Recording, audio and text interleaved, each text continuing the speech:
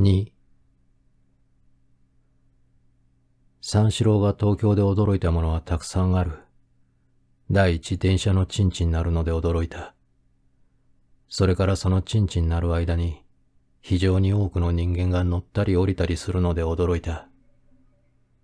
次に丸の内で驚いた。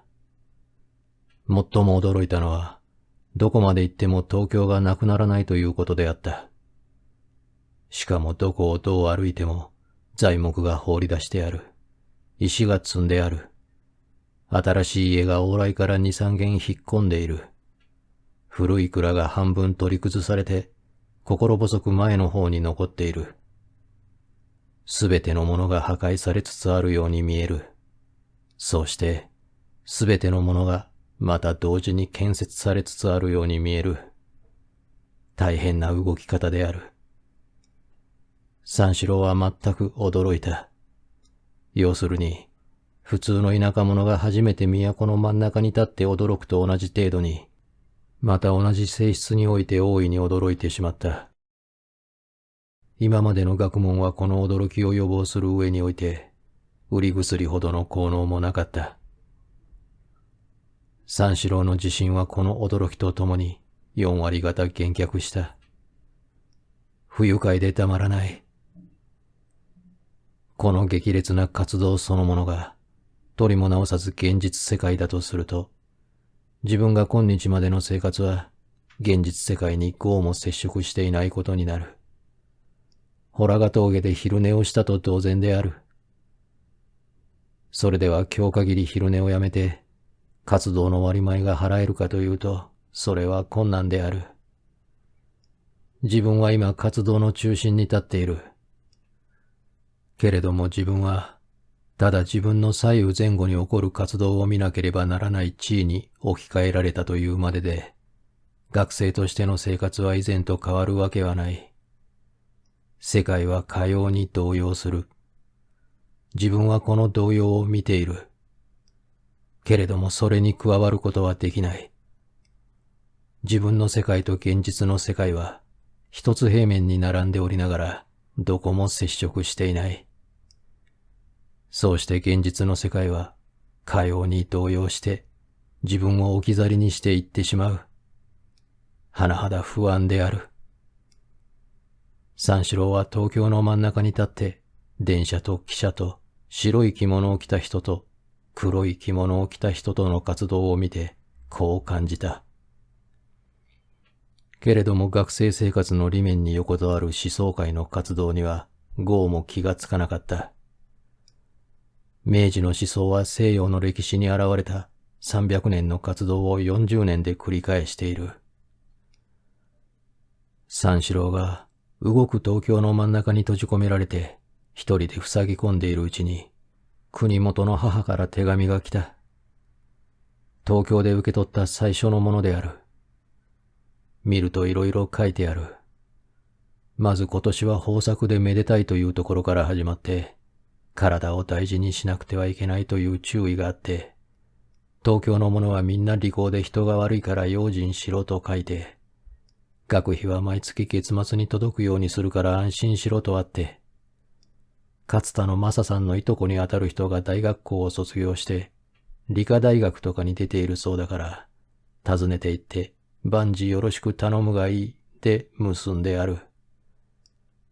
肝心の名前を忘れたと見えて、蘭外というようなところに、野々宮宗八殿と書いてあった。この蘭外には、その他2、3件ある。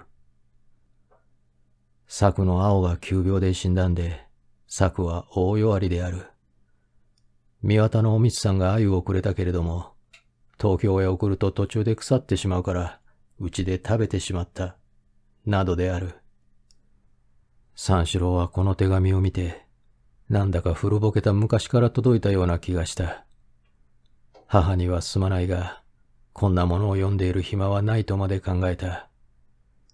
それにもかかわらず、繰り返して2編読んだ。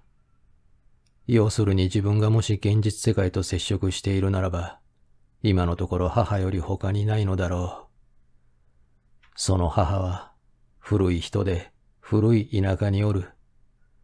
その他には汽車の中で乗り合わした女がいる。あれは現実世界の稲妻である。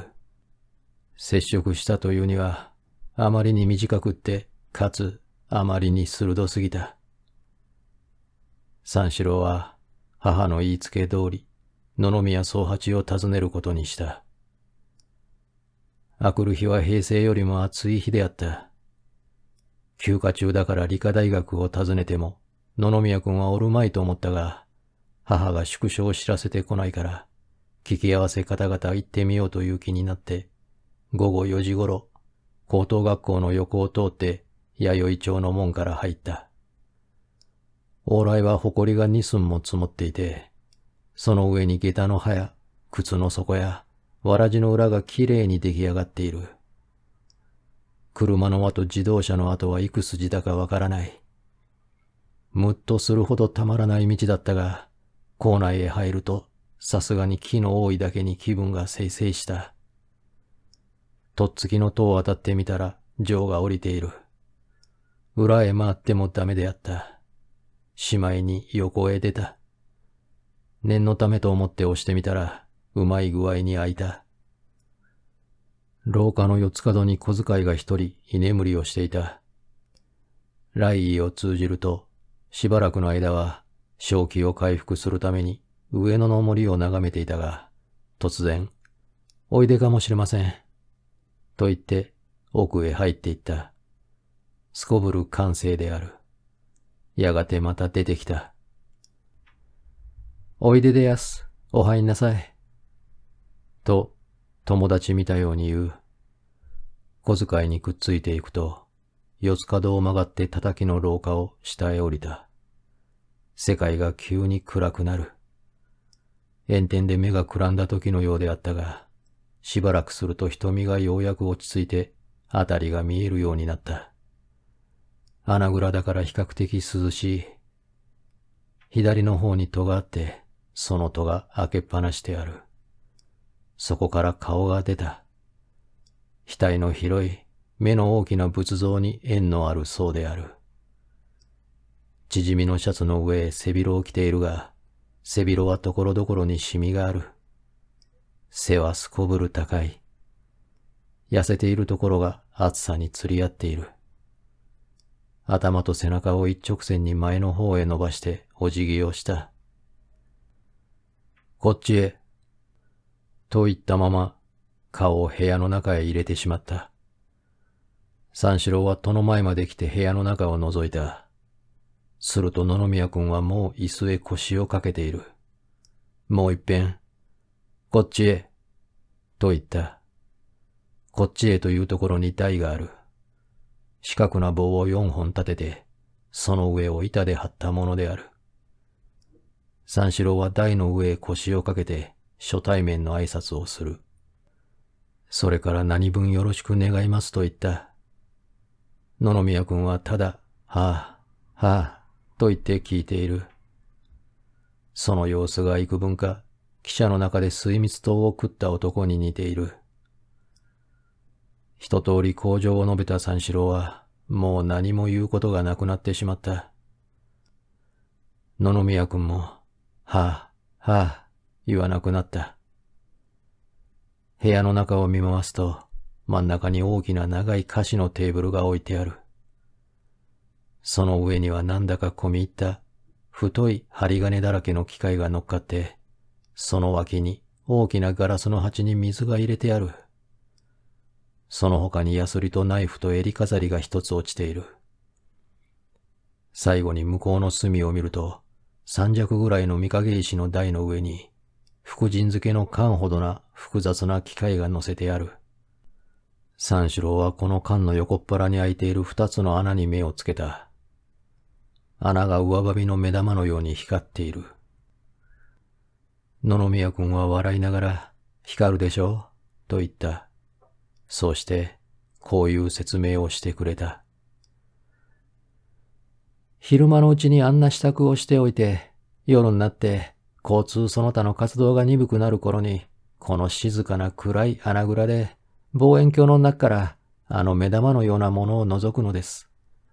そうして光線の圧力を試験する。今年の正月頃から取り掛かったが、装置がなかなか面倒なので、まだ思うような結果が出てきません。夏は比較的こらえやすいが、寒夜になると大変しのぎにくい。街灯を着て襟巻きをしても冷たくてやりきれない。三四郎は大いに驚いた。驚くとともに、光線にどんな圧力があって、その圧力がどんな役に立つんだか、全く要領を得るに苦しんだ。その時野々宮君は三四郎に、覗いてごらんなさい。と勧めた。三四郎は面白半分、石の台の二三軒手前にある望遠鏡のそばへ行って、右の目をあてがったが、何にも見えない。野々宮君は、どうです？見えますか？と聞く。一向に見えません。と答えると、まだ蓋が取らずにあった。と言いながら、椅子を立って望遠鏡の先にかぶせてあるものをのけてくれた。見ると、ただ輪郭のぼんやりした明るい中に、物差しのどもりがある。下に2の字が出た。野々村君がまた、どうです？と聞いた。2の字が見えます。と言うと、今に動きます。と言いながら、向こうへ回って何かしているようであった。やがてどもりが明るい中で動き出した。2が消えた。後から3が出る。その後から4が出る。5が出る。とうとう10まで出た。するとどもりがまた逆に動き出した。10が消え、9が消え、8から7、7から6と順々に1まで来て止まった。野々村君はまた、どうです？という。三四郎は驚いて望遠鏡から目を離してしまった。どもりの意味を聞く気にもならない。丁寧に礼を述べて穴蔵を上がって、人の通るところへ出てみると、世の中はまだカンカンしている。暑いけれども深い息をした。西の方へ傾いた日が、斜めに広い坂を照らして、坂の上の両側にある高架の建築のガラス窓が燃えるように輝いている。空は深く澄んで、澄んだ中に西の果てから焼ける火の炎が薄赤く吹き返してきて、三四郎の頭の上までほてっているように思われた。横に照りつける火を半分背中に受けて、三四郎は左の森の中へ入った。その森も同じ夕日を半分背中に受けている。黒ずんだ青い葉と葉の間は染めたように赤い。太い欅の幹で日暮らしが鳴いている。三四郎は池のそばへ来てしゃがんだ。非常に静かである。電車の音もしない。赤門の前を通るはずの電車は、大学の講義で小石川を回ることになったと、国にいる自分、新聞で見たことがある。三四郎は池の旗にしゃがみながら、ふとこの事件を思い出した。電車さえ通さないという大学は、よほど社会と離れている。たまたまその中に入ってみると、穴蔵の下で半年余りも光線の圧力の試験をしている野々宮君のような人もいる。野々宮君はすこぶる質素ななりをして、外で会えば伝統会社の義手くらいな格である。それで穴蔵の底を根拠地として、勤然とたゆまずに研究を専念にやっているから偉い。しかし望遠鏡の中のどもりがいくら動いたって、現実世界と交渉のないのは明らかである。野々宮君は生涯現実世界と接触する気がないのかもしれない。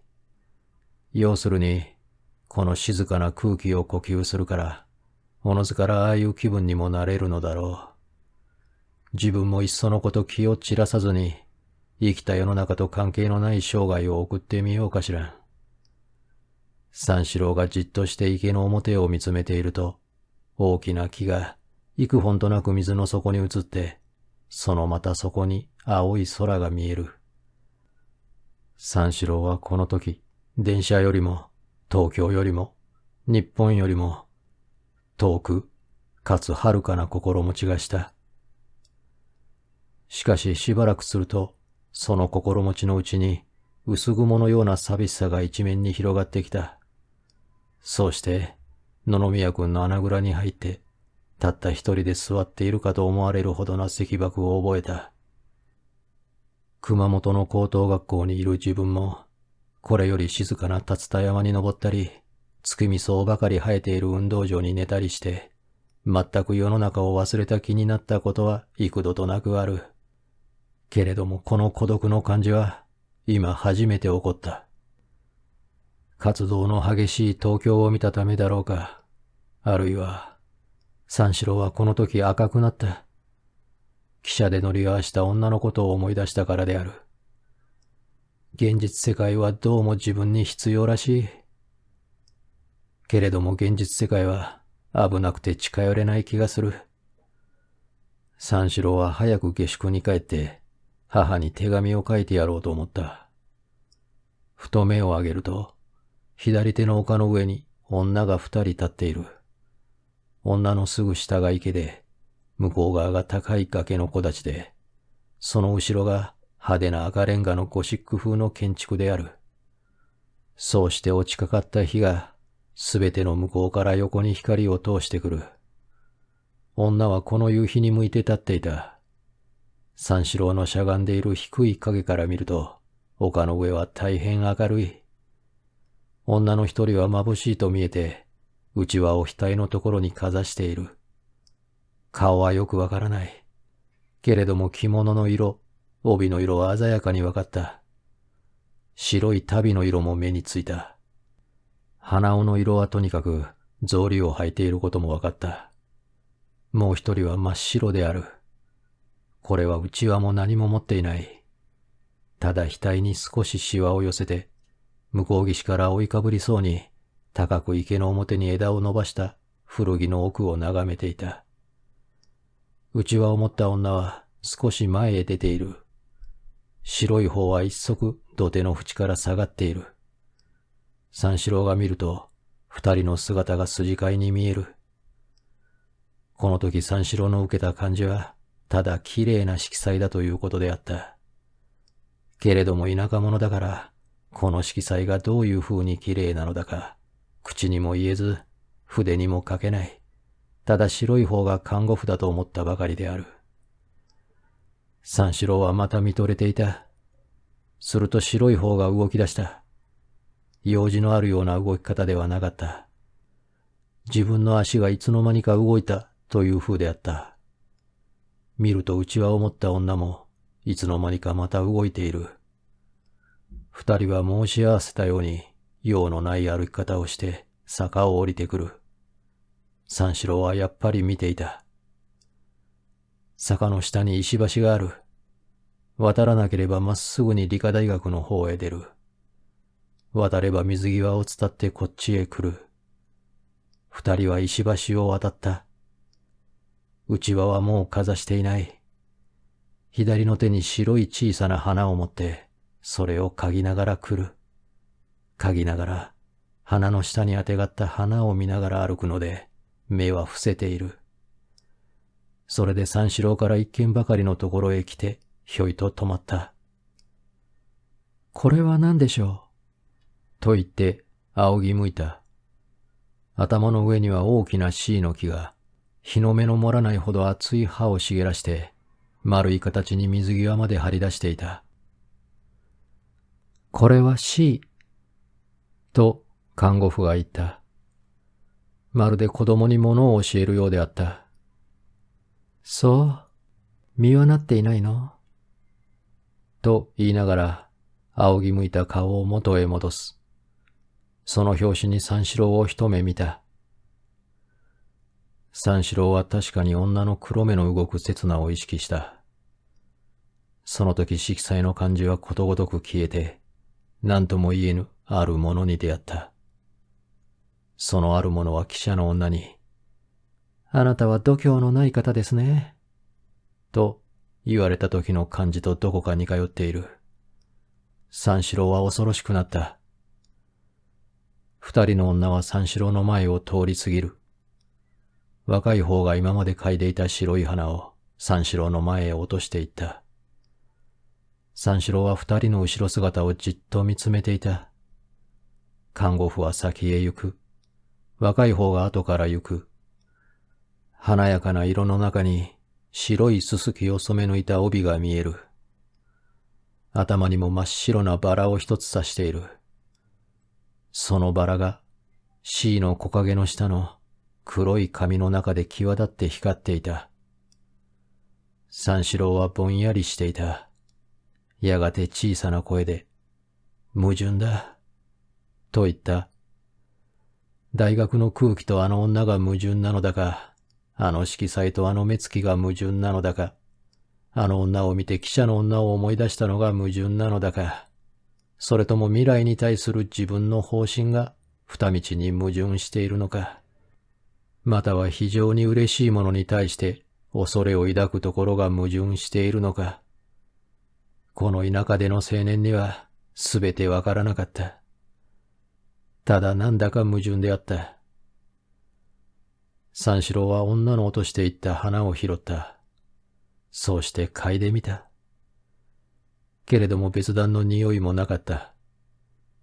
三四郎はこの花を池の中へ投げ込んだ。花は浮いている。すると突然、向こうで自分の名を呼んだものがある。三四郎は花から目を離した。見ると野々宮君が石橋の向こうに長く立っている。君、まだいたんですか？という。三四郎は答えをする前に立ってのそのそ歩いていった。石橋の上まで来て、ええ、と言った。なんとなく間が抜けている。けれども野々宮君は少しも驚かない。涼しいですか？と聞いた。三四郎はまた、ええ、と言った。野々宮君はしばらく池の水を眺めていたが、右の手をポケットを入れて何か探し出した。ポケットから半分封筒がはみ出している。その上に書いてある字が女の首席らしい。野々宮君は思うものを探し当てなかったと見えて、元の通りの手を出してぶらりと下げた。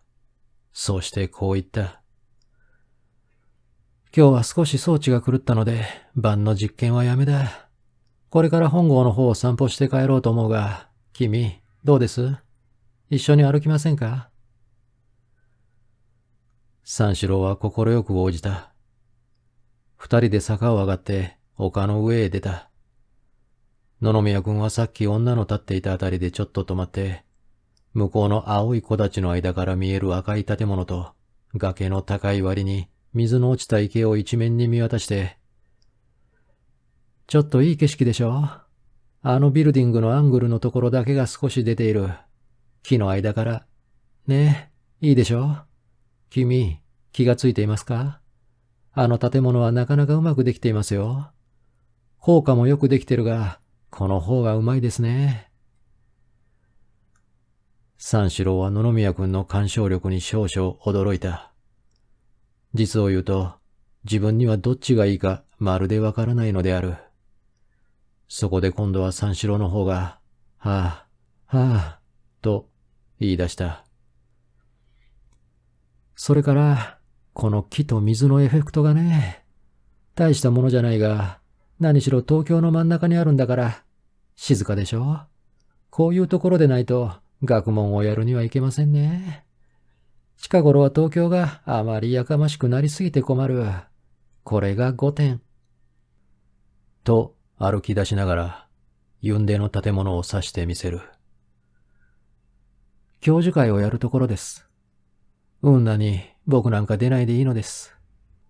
僕は穴蔵生活をやっていれば済むのです。近頃の学問は非常な勢いで動いているので、少し油断するとすぐ取り残されてしまう。人が見ると穴蔵の中で冗談をしているようだが、これでもやっている当人の頭の中は激烈に働いているんですよ。電車よりよっぽど激しく働いているかもしれない。だから夏でも旅行をするのが惜しくってね。と言いながら、仰向いて大きな空を見た。空にはもう日の光が乏しい。青い空の静まり返った上川に白い薄雲が吐き先でかき払った後のように筋飼いに長く浮いている。あれを知ってますかという。三四郎は仰いで半透明の雲を見た。あれはみんな雪の子ですよ。こうやって下から見るとちっとも動いていない。しかし、あれで地上に起こる愚風以上の速力で動いているんですよ。君、ラスキンを読みましたか？三四郎は卟然として読まないと答えた。野々宮君はただ、そうですか、と言ったばかりである。しばらくしてから、この空を写生したら面白いですね。原口にでも話してやろうかしら。と言った。三四郎は無論原口という画工の名前を知らなかった。二人は美術の銅像の前から唐立寺の横を電車の通りへ出た。銅像の前で、この銅像はどうですかと聞かれて、三四郎はまた弱った。表は大変賑やかである。電車がしっきりなしに通る。君、電車はうるさくはないですか？とまた聞かれた。三四郎はうるさいより凄まじいぐらいである。しかしただ、ええ、と答えておいた。すると野々宮君は、僕もうるさい、と言った。しかし一向うるさいようにも見えなかった。僕は車掌に教わらないと一人で乗り換えが自由にできない。この2、3年むやみに増えたのでね。便利になってかえって困る。僕の学問と同じことだ。と言って笑った。学期の始まり際なので、新しい高等学校の帽子をかぶった生徒がだいぶん通る。野々宮君は愉快そうにこの連中を見ている。だいぶ新しいのが来ましたね。という。若い人は活気があっていい。時に、君はいくつですか？と聞いた。三四郎は宿帳へ書いた通りを答えた。すると、それじゃあ、僕より7つばかり若い。7年もあると、人間は大抵のことができる。しかし月日は経ちやすいものでね。7年ぐらい時期ですよ。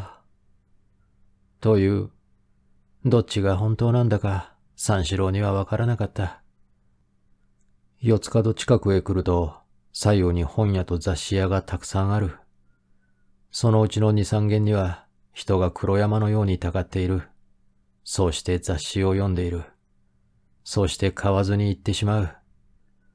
野々宮君は、みんなずるいなぁ、と言って笑っている。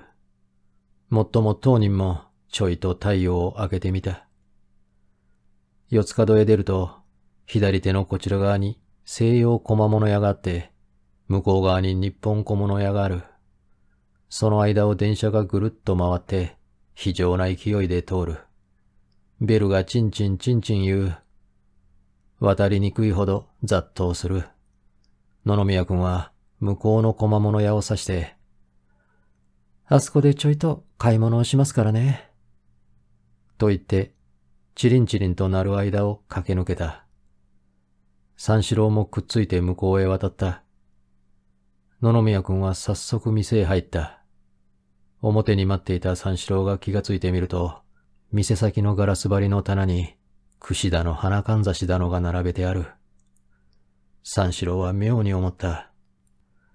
野々宮君が何を買っているのかしらと、不審を起こして店の中へ入ってみると、セミの羽のようなリボンをぶら下げて、どうですか？と聞かれた。三四郎はこの時自分も何か買って、鮎のお礼に三輪のおみつさんに送ってやろうかと思った。けれどもおみつさんがそれをもらって、鮎のお礼と思わずに、きっとなんだかんだと手前勝手の理屈をつけるに違いないと考えたからやめにした。それから政子町で野々宮君に西洋料理のごちそうになった。野々宮君の話では、本郷で一番うまいうちだそうだ。けれども三四郎にはただ西洋料理の味がするだけであった。しかし食べることはみんな食べた。西洋料理屋の前で野々宮君に別れて、追い分けに帰るところを丁寧に元の四つ角まで出て左へ折れた。下駄を買おうと思って下駄屋を覗き込んだら、白熱ガスの下に真っ白に塗り立てた娘が石膏の化け物のように座っていたので、急に嫌になってやめた。それから家へ帰る間、大学の池の縁であった女の顔の色ばかり考えていた。その色は薄く餅を焦がしたような狐色であった。そうしてキメが非常に細かであった。三四郎は、女の色はどうしてもあれでなくってはダメだと断定した。